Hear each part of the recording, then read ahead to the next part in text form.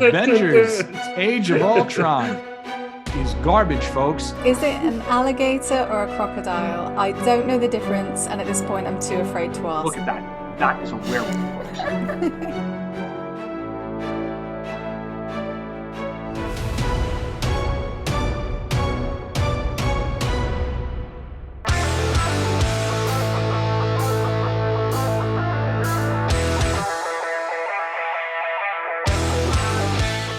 What is up, everyone? Welcome back. We are back. This is Den of Geek presents Marvel Standom Live. And each week, and we do mean each week now, no more long breaks, I promise, unless something happens. Who knows? Anyway, we are here to give you the deepest possible dives on all the goings on in the MCU, Marvel Comics, and beyond. And with me for all time and always, we have Den of Geek News and Features editor Kirsten Howard, Den of Geek TV editor Alec Bajalid, and returning special guest, brilliant pop culture writer, Den of Geek contributor, and all-around good dude, Joe George.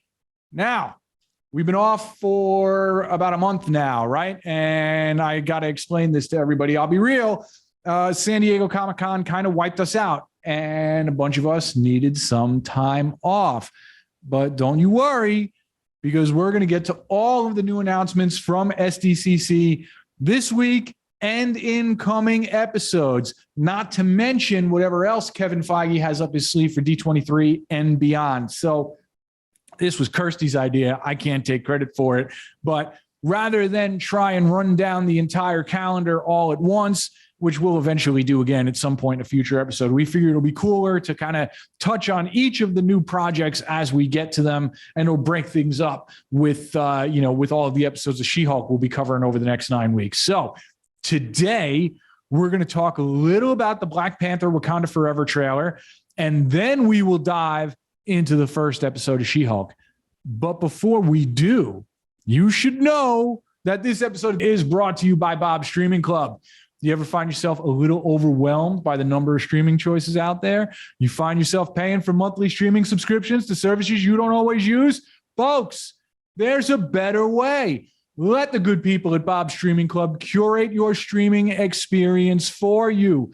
One low monthly flat fee gets you access to 3 fresh streaming services every month, curated by the experts at Bob's Streaming Club. They'll keep track of all the cool stuff for you and pick the services with the biggest releases that month so you get the most out of every channel.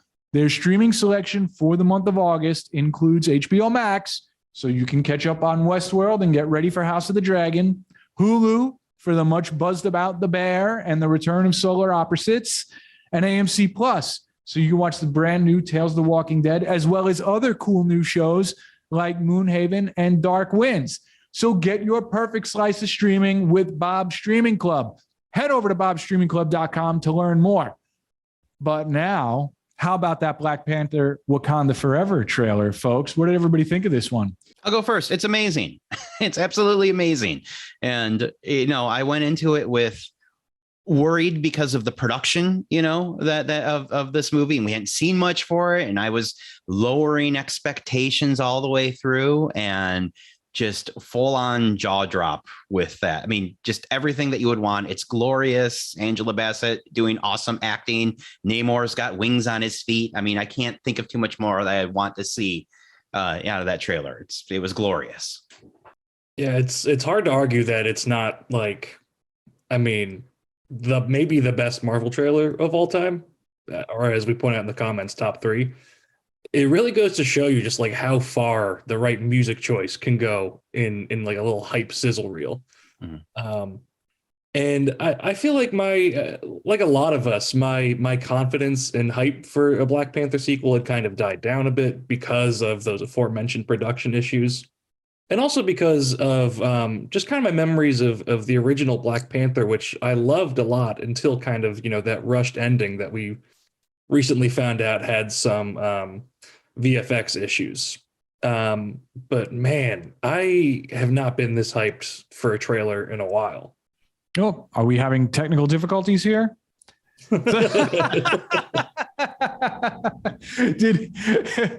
We did not stage this just so Andrew could deploy that graphic, folks. Don't worry.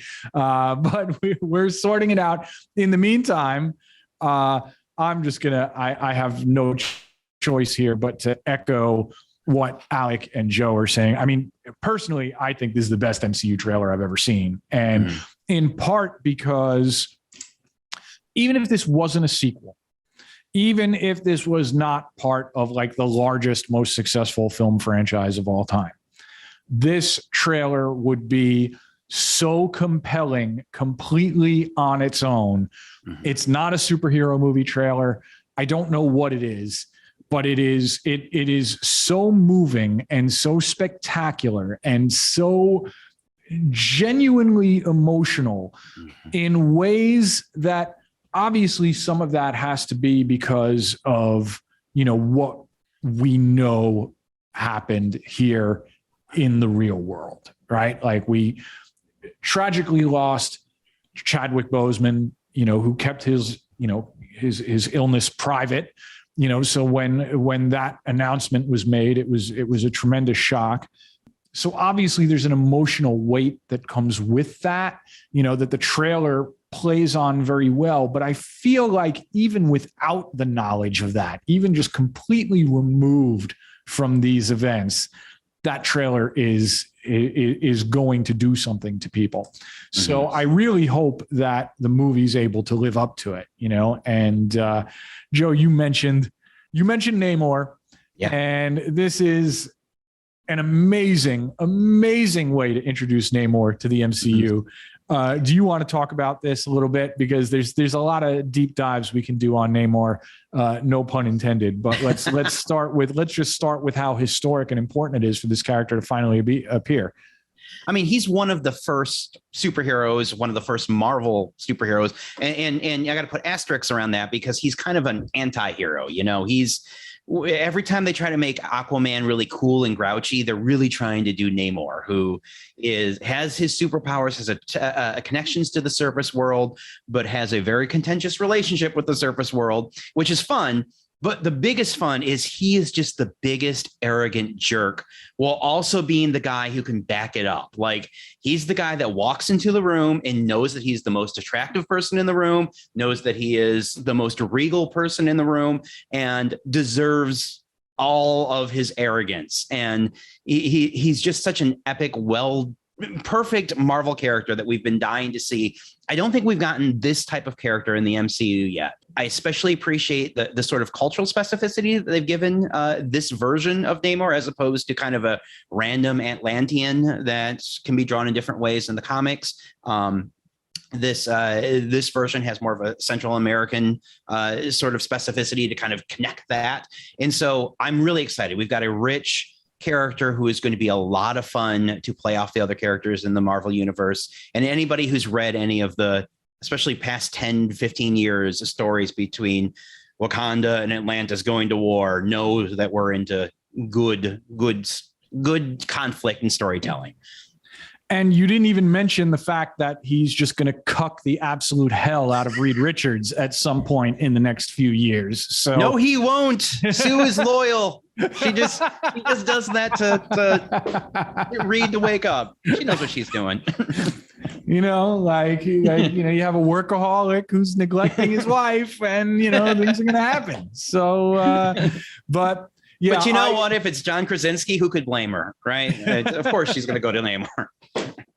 You know, it's funny that you say, you know, like grouchy Aquaman, right? And you know, Jason Momoa is terrific as Aquaman, but he would have been a great Namor, you know. And it really is true. Like that really seems like this is one area where DC kind of beat Marvel to the punch on the big screen. But what Marvel has done with Tenoch Huerta as Namor looks spectacular. And given the recent history in the comics that Namor and you know the nation of Wakanda have, I think there's some really interesting stuff on the horizon here. I am curious though, you know, Alec, you are generally our less familiar with the comics than the rest of us. does anybody under the age of 40 even like know or care about Namor? I mean, I can't speak to everybody under the age of 40 as an under 40-er myself. Pretty much unfamiliar with Namor. I mean, like I only started hearing about him like a few years ago when there were, the MCU rumors. He sounds cool though. I'm happy to hear he's horny. That's fantastic. He looks great. And while you guys are describing him, it was previously unclear to me as to why he would be introduced now and in this way in Wakanda Forever. But the way you described him, it sounds like he's almost like the anti-T'Challa, like this regal king who is a bit high on his own supply rather than the humble and decent.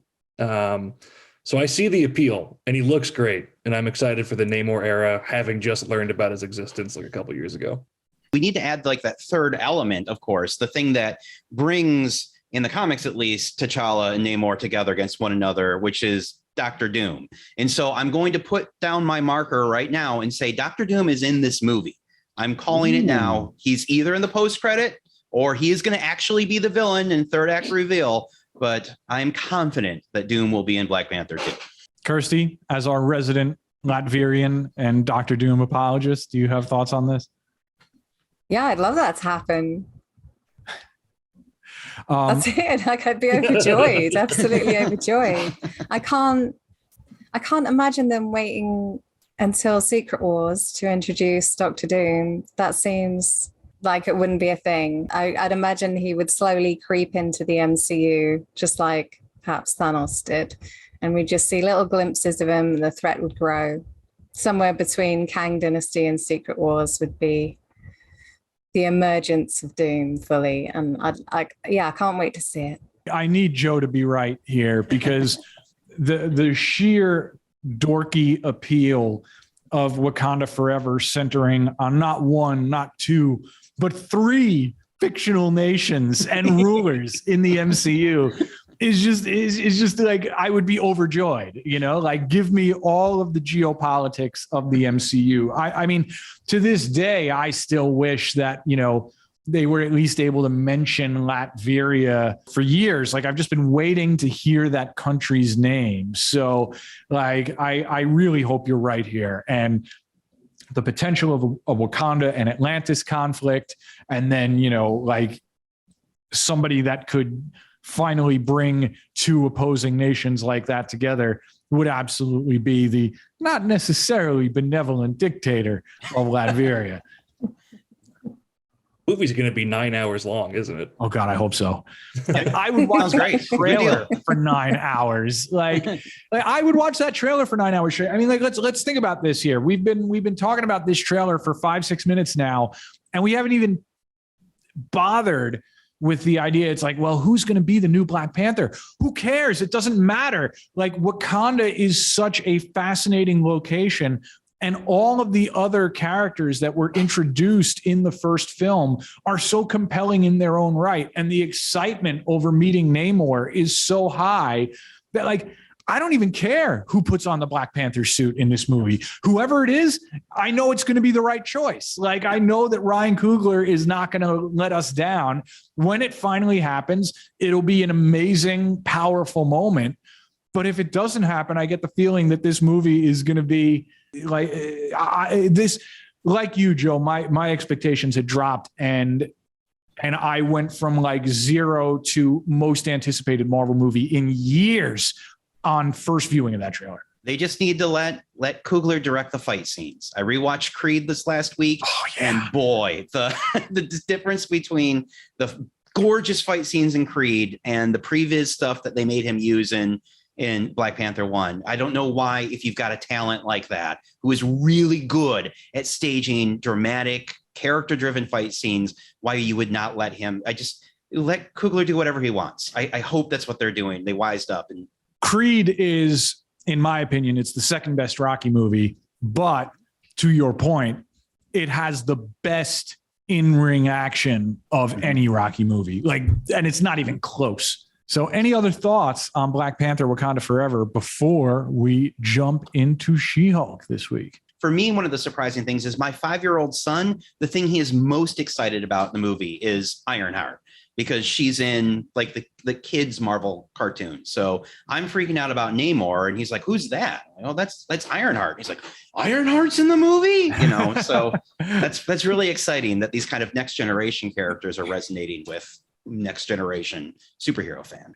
Lee is pointing out that Jonathan Majors has gotten ridiculously jacked for Creed 3, which means he is ridiculously jacked as Kang, and everybody is in trouble now.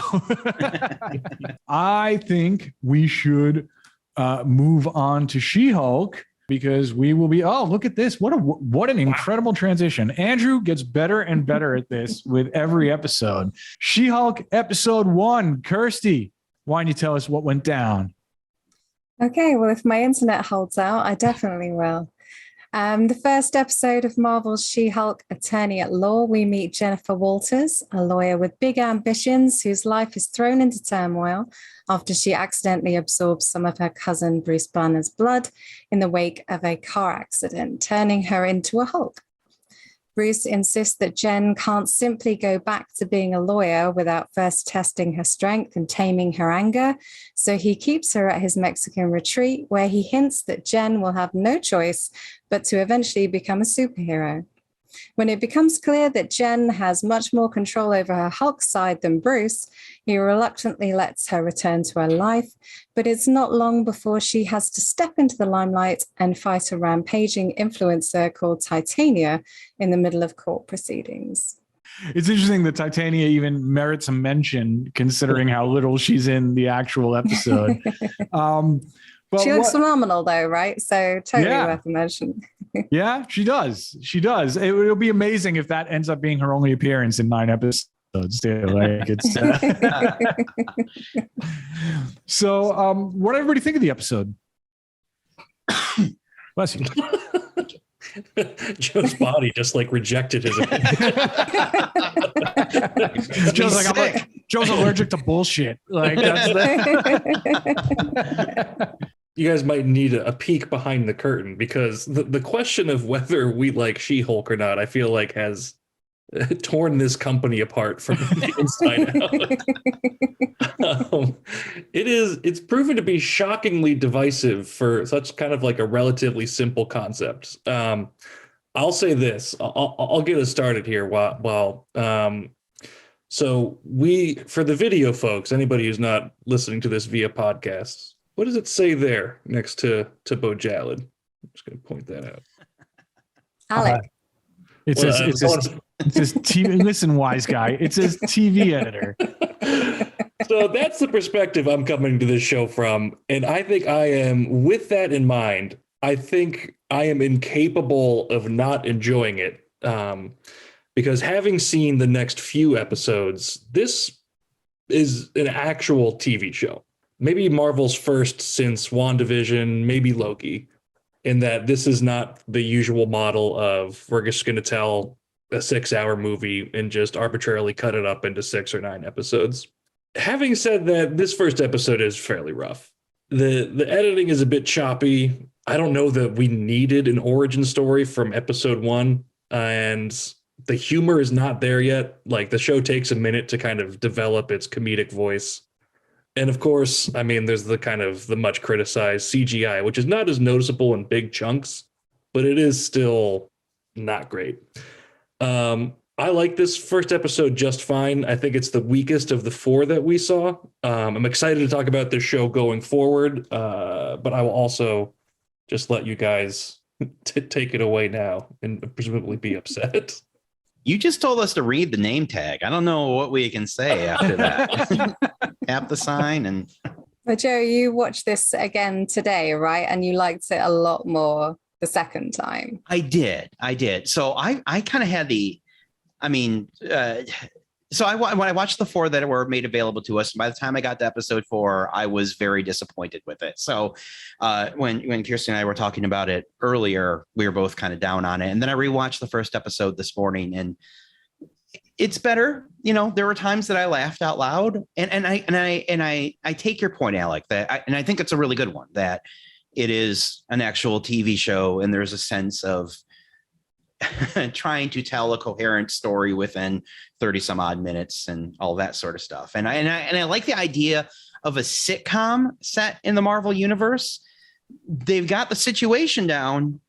The comedy, on the other hand, seems to be largely missing. And like I said, this episode worked a little bit better for me as far as that goes. But man, a lot of the jokes, even in this episode, come from stock characters. You know, we get the arrogant lawyer bro that we've seen a billion times before. Even kind of chummy smart Hulk is becoming just an empty stock character. And I feel like that's where they're getting their jokes from a lot of times. I mean, I didn't have a bad time watching it because Tatiana Maslany and Mark Ruffalo are charming people, and I like to watch them, but there's not a lot of there for me besides just, oh, this is mildly entertaining. Kirsty.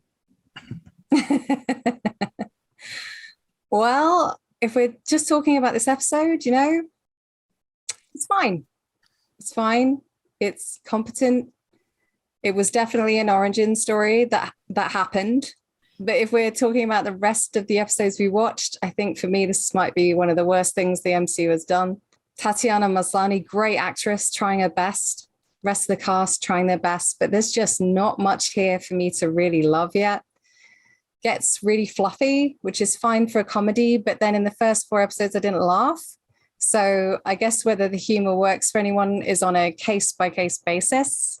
No pun intended.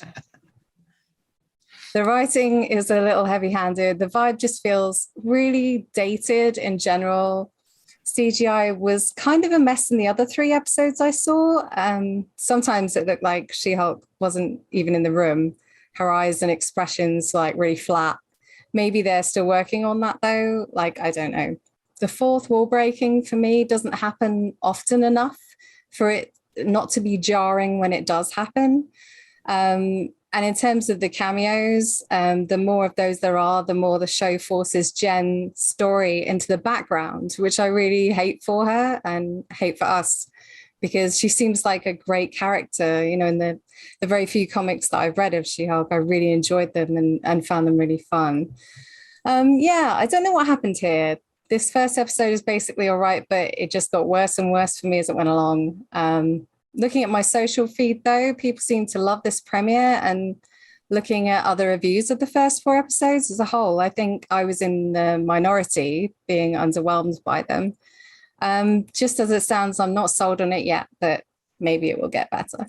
So I didn't see the other 3 episodes because my screeners came in while I was on vacation and they expired while I was on vacation. So I watched this. I'm a man of the people. I watched this with everybody else this morning.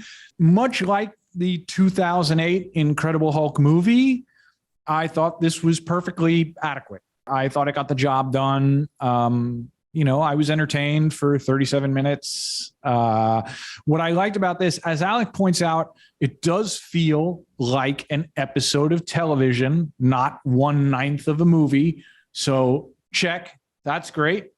But it also, and whether this was intentional or not, like Nagma 2708 is making fun of me in the comments about us common folks. Listen, wise guy, I got enough people needling me actually on the show. But also it felt like an issue, a first issue of a comic book. Particularly a comic that would have been published in like kind of the Bronze Age, like the 70s or 80s, where it's very dense and information heavy. Like it gets that origin and training montage out of the way. There's a boatload of exposition, and that is very much what comics would be like in the days before a character would be introduced on a team and then get popular and then get their own book. Like She-Hulk was introduced in the first issue of Savage She-Hulk, which is a CGC graded copy is sitting right here behind me. That was the character's first appearance, and that was her origin story. And it told you everything you needed to know about Jen Walters, how she got her powers. Now she's She-Hulk. on with the rest of the book. And this felt like that. And I have to kind of give it up here because it's very different than, Ms. Marvel by necessity was like an expanded origin story. And other things like Moon Knight kind of just like didn't bother with the origin story. So it was an interesting approach. I thought it was fine. Maybe I'll like the next episodes more. Maybe I'll fall more on the Kirsty side of things.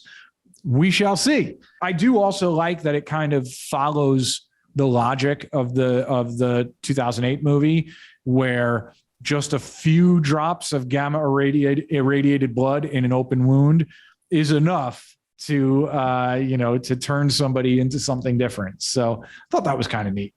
With that, I'm kind of surprised that there aren't more Hulks running around. I mean, because the Hulk's been out there for a while and just done nothing but bleed. Like there's open wounds left and right in the Marvel Cinematic Universe. I think correct me if I'm wrong, Mike and Joe and Kirsten, but it seems like Jen has a unique cellular chemistry or cellular biology that like allows her to become the Hulk, just like her cousin. And if like I got Hulk blood, I would be killed immediately. Yes. Which is what happened in the Stan Lee cameo in Incredible Hulk. I'm sorry, Joe, did I step on your line? No, you introduced 2008. You get to own that one. Yeah. Yeah, I just rewatched it. Like, it's actually like, that movie's an interesting time capsule and better than people give it credit for. I don't even think like the Ang Lee Hulk is that bad. Like Hulk is always very adequate.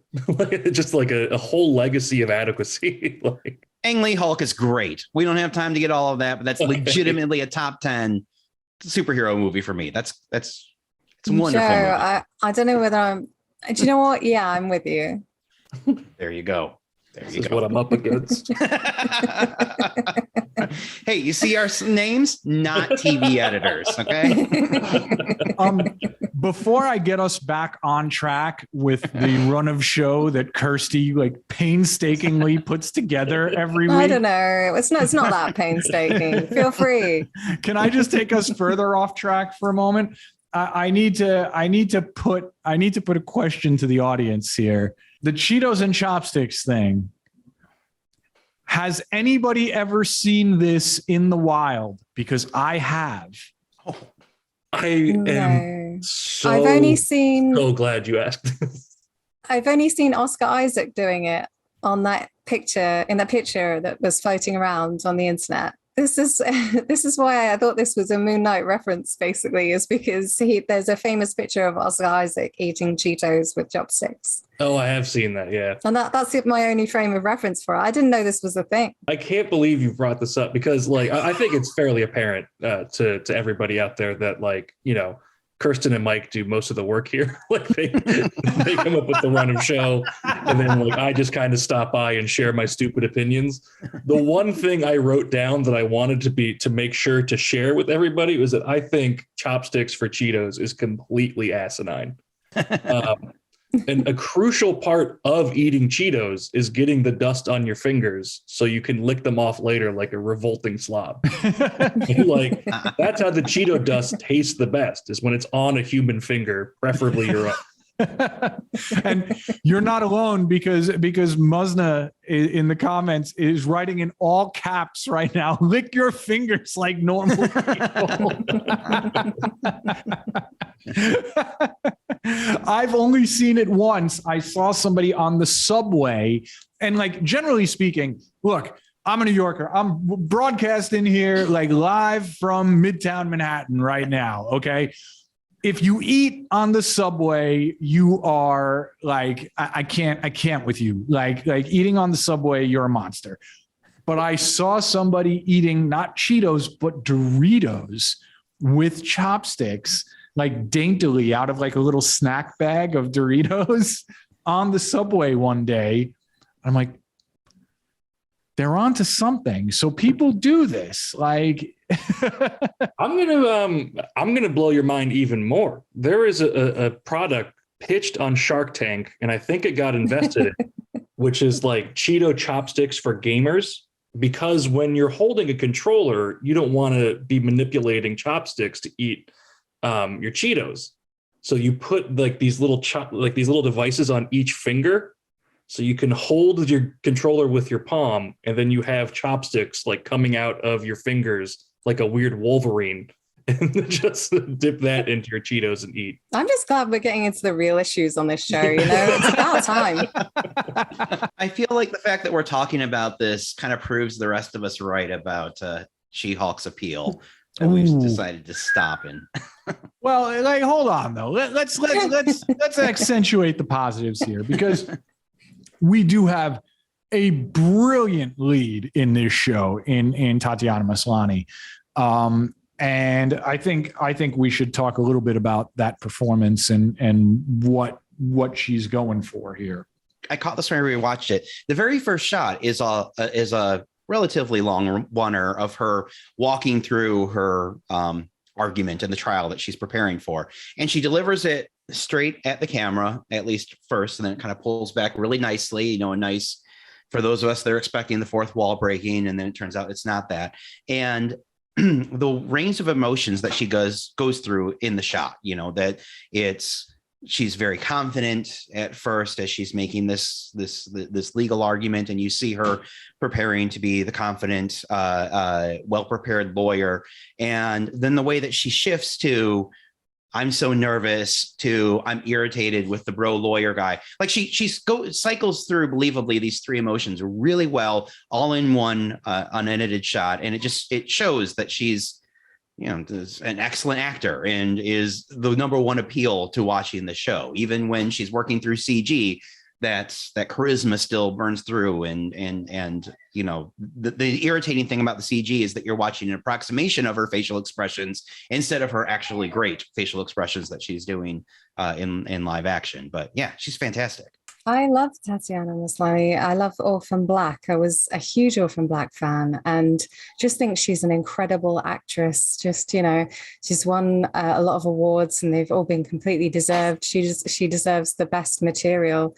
I saw a comment online that said, this great actress, now she's considered to be in the big leagues because she's the lead of a Marvel show, and this is a big break for her or something.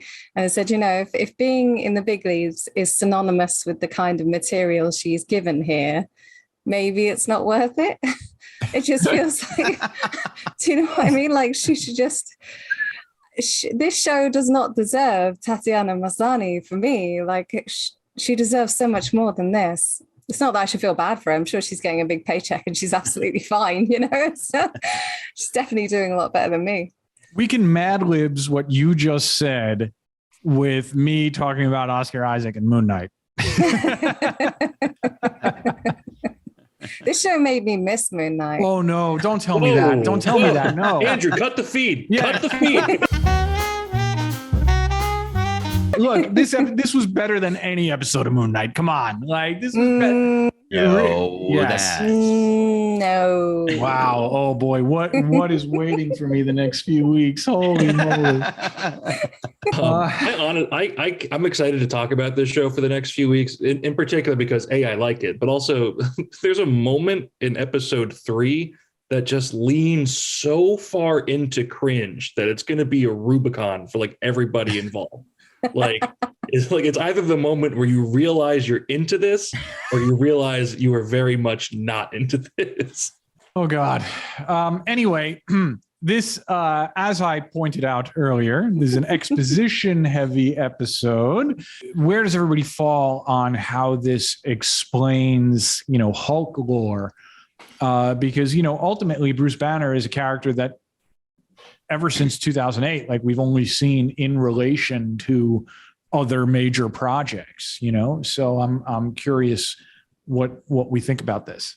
I think that's a compelling, I don't know that the episode pulls it off, but I think it's compelling idea that different people can respond to their hulking differently. You know, that I'm going to bring in part of the Ang Lee Hulk, but that version of Bruce Banner and the comic version, you know, he had all sorts of trauma, that repressed trauma from his family, and that came out via the Hulk. I think it's really interesting. And again, I don't know that it pays off really well, but I think it's a really interesting idea that Jen has had to, because via her status as a woman, had to constantly modulate her emotions. And so that when she gets infected with something that could potentially turn her into a monster, if she lets those emotions go, she kind of already knows how to handle that. And, you know, and that the one scene that I thought was really impressive is when she's kind of going on a rant about that to Bruce, and she's, you know, hulking out.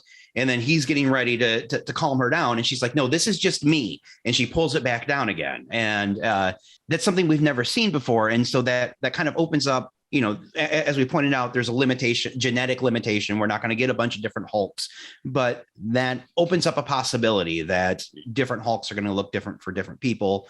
And if this continues, then we can put a different spin on it. I thought that was really great. One thing that kind of is strange and also I feel impressive about Bruce Banner in the MCU is how much stuff happens for him off screen. And that like continues here. Like if you thought that this is the first episode of a She-Hulk show, that also goes into flashback for Bruce's time. And even still, we don't see like the important events. We go to Mexico where he says he learned how to accommodate both his personalities and become Smart Hulk. We see him talk about Tony again. Like Bruce Banner and Tony Stark is like one of the most passionate friendships of the MCU that we almost never see depicted on screen. It's just like always an aside, like, oh, I was with Tony the other day. Like I saw, here's me and Tony at a drink. Like it's just always him talking about Tony in passing. They're like believable, like best bros. So all I can think about is that picture, you know, my friends are off camera laughing Nathan too. Fielder. Yes. So I guess it's kind of an atypical approach to fleshing out like one of your like most important characters in the cinematic universe. But I kind of like that it keeps it up, that like so much of Bruce's backstory is just like him mentioning it and then we fill in the details with our heads. And for as imperfect as this episode was from a flashback perspective, I thought Hulk fighting was pretty cool. I mean, like we got to see the clap again. Is that what it's called? Just the clap? It is now. Yeah, it was nice. I thought it was some decent Hulk lore. I have to disagree with you, Alec, on that. I am so irritated about all of the off-screen Hulk. I mean, the fact that his arm just gets fixed irritates me so much because it's taking that shot that people give against comic books all the time that you know, no death matters, everything's going to return to the status quo, and that's true. But at least in comics, you know, when the Flash breaks his leg, we're at least going to get 4 to 6 issues of how does the Flash be the Flash when he has a broken leg, or you know, when Bruce Banner dies and somebody else is the Hulk, we're going to get a couple of issues of what that's like for somebody else to be the Hulk. We don't even get that here. I mean, and I'm not saying broken arm Bruce is the greatest story in the world, but if you're going to send the freaking Russos out to be like, oh no, this is permanent, he's got something's wrong with his arm now, then at least give us one story that deals with that. Don't just be like, oh, it magically works. In the same way that in Infinity War, it sets up, oh, the Hulk's not coming out. Well, that's an interesting story. I'd like to see what happens there. Not we cut and he's fine. I really hate that trope. And I think that MCU writers need to be very careful because comic book readers have come around to accepting that things are going to go back to the status quo because we get stories in between. If you even cut out the stories and you're going to just totally kill all of your stakes. And I think they're going to lose audiences that way. I respect that position. It just sounds kind of boring to me. Like, I don't. No, you don't understand. He's only got one arm. He used to have 2 arms. Now he has 1. This might be another TV versus comics thing, just because every time like someone asks like how did X happen, I always think of this classic episode of Lost where it was in the middle of season 3 or towards the beginning, and like they were running out of mysteries to solve because they hadn't negotiated an ending for the series yet. So they hyped up this episode about that they would explain how Jack, the lead character, got his tattoos, and it was one of the worst episodes of television in human history. It was punishingly boring, and the answer was completely inconsequential. So I feel like maybe as a TV watcher, I'm happy to yada yada yada a lot of like kind of the smaller details. Well, I think some of this also, again, going back to that 2008 Hulk movie, which I encourage everybody to check out again, because first of all, it's better than you remember, but it's also, it kind of lays bare the problem with bringing the Hulk to other media at this stage. Like, there's only a handful of Hulk stories, I think, that can be told on screen, and if you want to make a traditional Hulk movie, you can only make it once, like they kind of made it twice with the Ang Lee version and the 2008 version. There's only so many of these stories you could tell. It's like the classic Jekyll Hyde, hunted, misunderstood Hulk, boom, done, check. Hulk as member of team, check. World War Hulk type stuff, Gladiator Hulk, check, done. Hulk is smart now, check, done. Hulk is a character that lends himself very specifically to the serialized storytelling format of comics far better than movies or what we understand as TV today. I think this is as good as it's going to get as far as that stuff goes. I mean, like Immortal Hulk is one of the great Marvel comics of the last decade. That's not something that's going to play on screen, So I don't know. I'm very curious about this. However, this episode does bring back another major element from the MCU's past that could conceivably be glossed over, but that I don't think so. I mean, we've got like Chekhov's spaceship here with the Sicarian messengers or whatever it was showing up there. Where do we think this is going? Because if the folks from Sakaar are looking for Bruce Banner 6-7 years after the events of Ragnarok now, what's going on here? I mean, it's proper World War Hulk, right? I mean, isn't that, it's going to be something like that? I'm guessing, where he's going to lead an uprising, or I don't know. We'll get more of the characters. I guess we've got most of them so far. We haven't had. Isn't Scar supposed to be someplace on the horizon?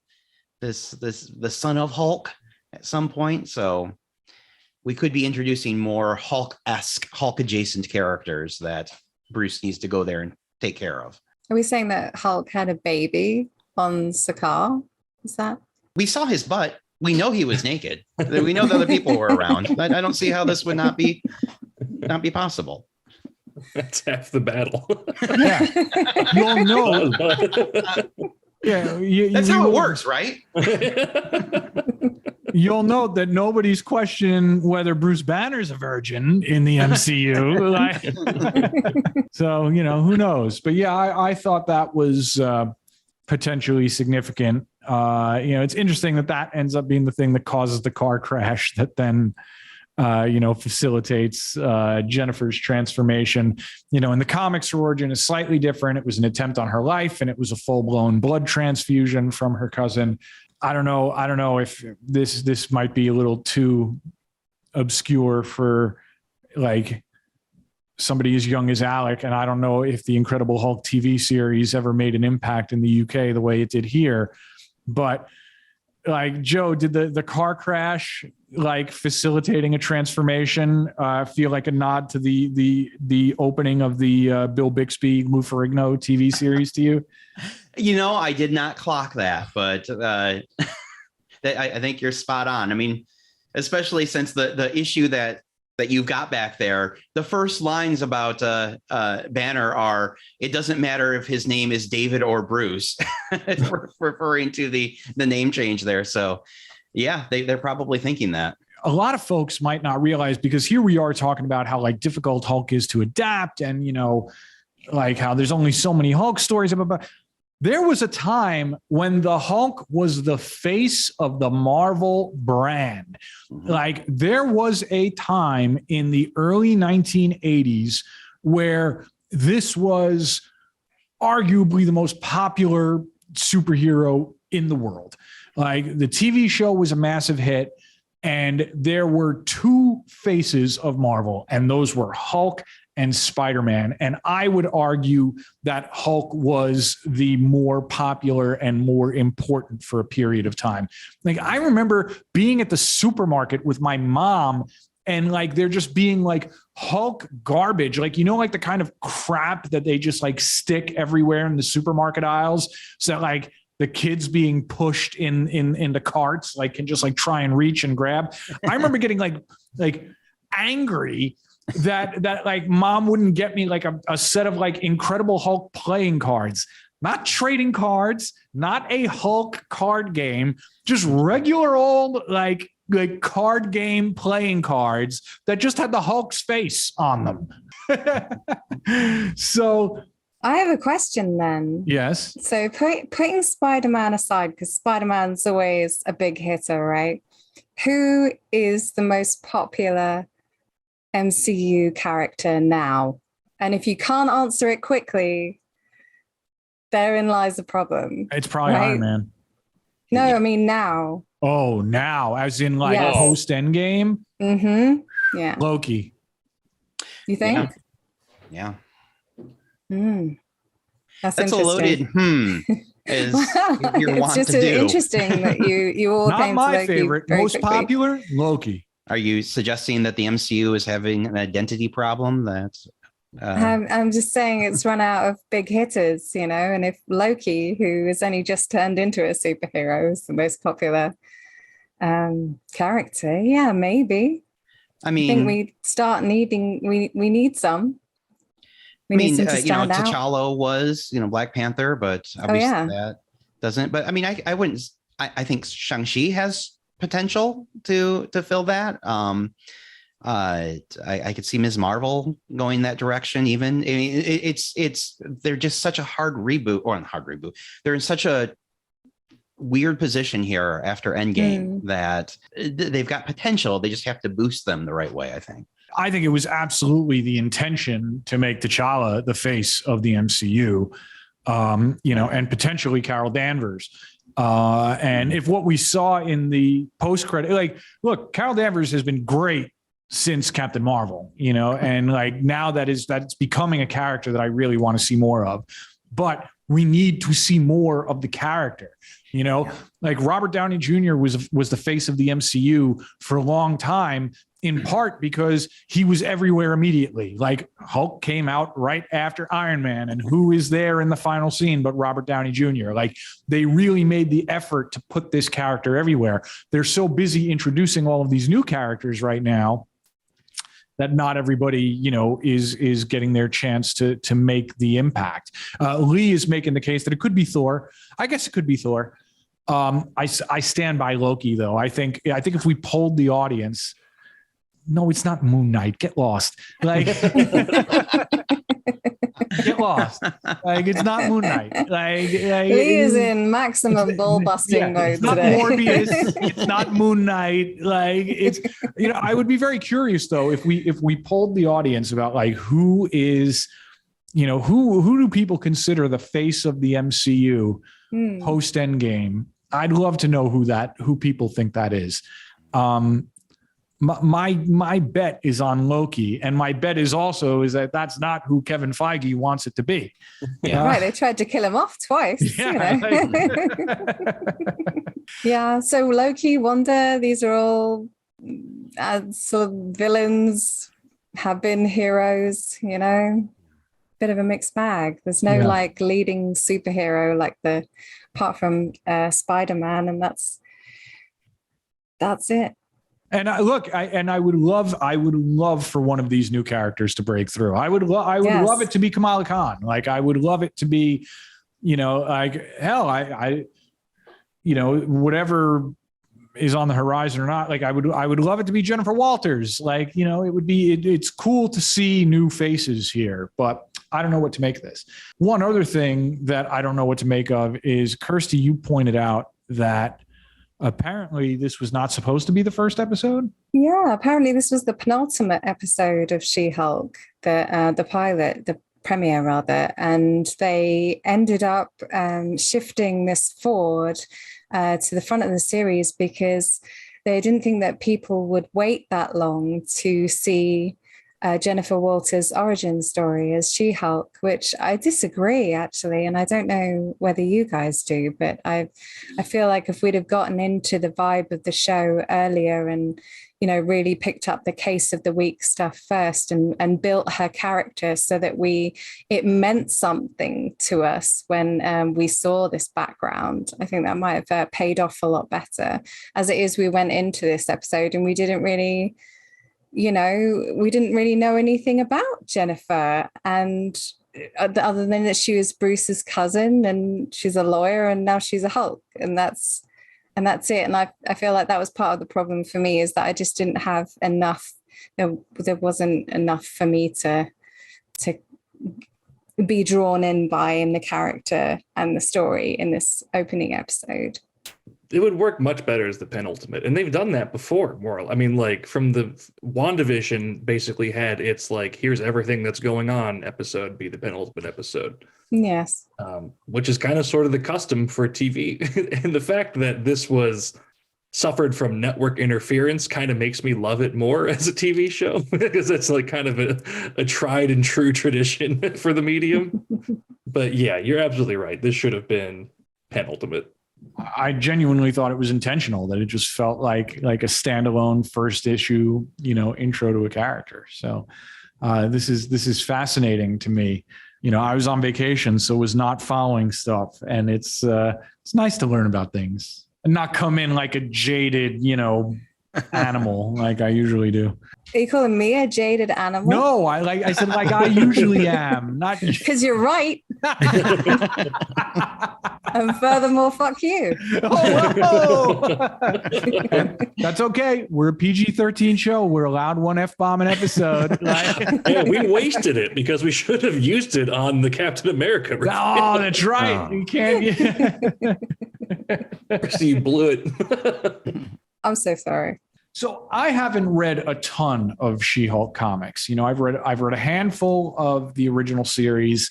I've read a handful of, the John Byrne series from the 80s, which really kind of set the tone that we see here with the fourth wall breaking and everything else.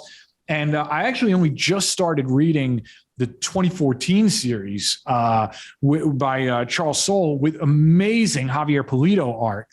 And that to me feels like it is like ready-made for TV. And I kind of hope that's something that we're going to see more of going forward. Does anybody else have any experience with She-Hulk comics or recommendations they want to make to the audience?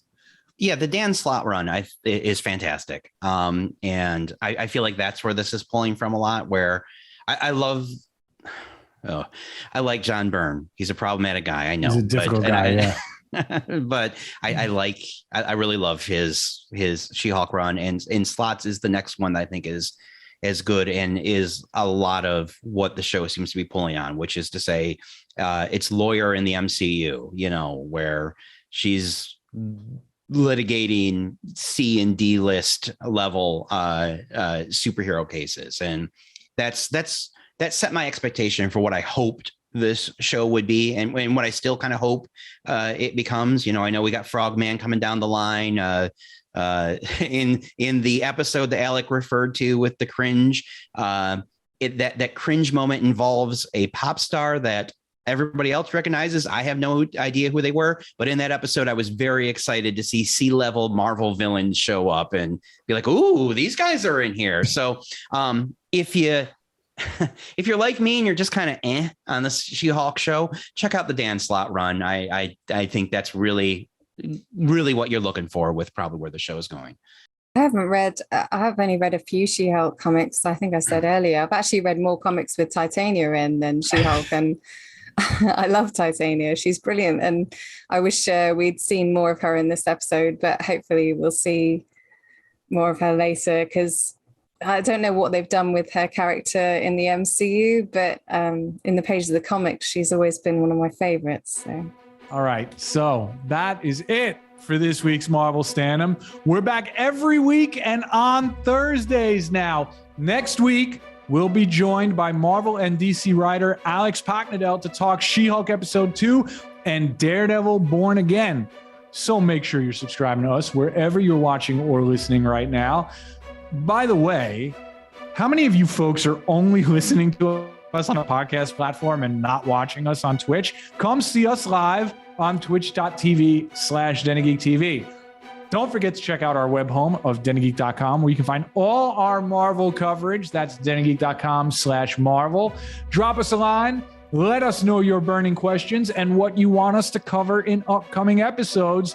You can do that by going to @MarvelStandom on Twitter and Instagram. Don't forget, also have a DC show, so check out DC Standom where you can on all major podcast platforms. Now, if you came in late, you'll be able to watch this entire episode on DenofGeek.com or at our YouTube home, Den of Geek US. We're trying to change that URL as we speak. Don't yell at me. Anyway, don't forget you can check out past episodes there and also wherever you get your podcasts.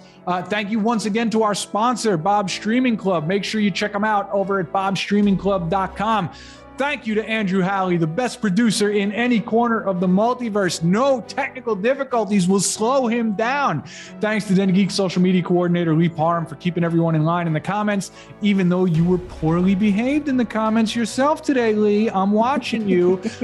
Go follow our TikTok at Den of Geek TV, where Lee is doing really great work. Special shout out to Michael R. as well for making the podcast version of this show all it can be. And most of all, thank you all for watching, listening, following, subscribing. This has been Marvel Standom on the Den of Geek Network. And until next time, remember, folks, we stand together.